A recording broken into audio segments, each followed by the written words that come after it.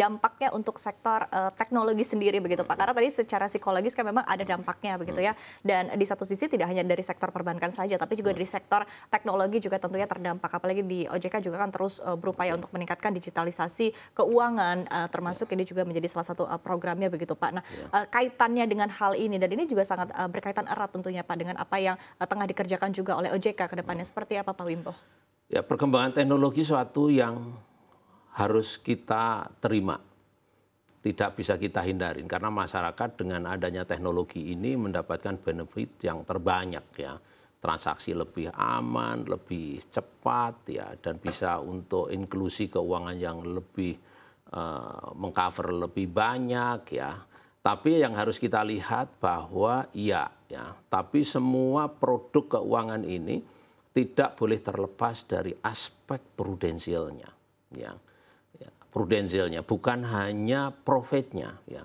Nah, produk teknologi startup ini yang aspek prudensialnya kurang, ya. Karena apa? Karena memang dia adalah unregulated aslinya, unregulated business, ya.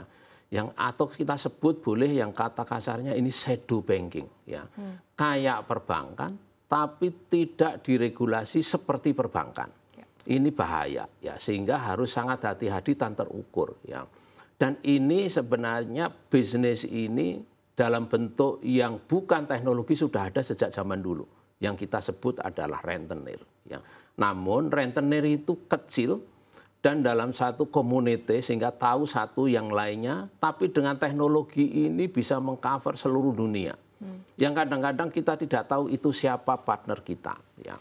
Ya kita percaya saja. Nah ini risikonya cukup besar, ya sehingga kami juga naruh perhatian, ya bahwa ya industri keuangan Indonesia ya harus sangat terukur untuk masuk kepada bisnis-bisnis yang unregulated ini, shadow banking ini, ya karena begitu ada masalah yang nggak ada undang-undangnya yang sangat jelas bagaimana solusinya, ya.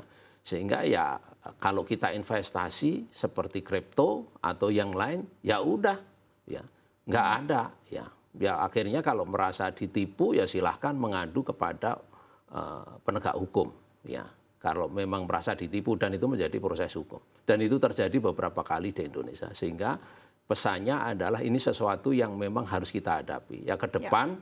Mestinya ya tidak boleh ada regulatory arbitrage di produk keuangan, baik itu yang teknologi maupun tidak ya. Nah sehingga tapi kalau sampai itu ada terjadi ya dan tidak unlicensed atau unregulated ya masyarakat harus hati-hati jangan milih produk-produk yang demikian.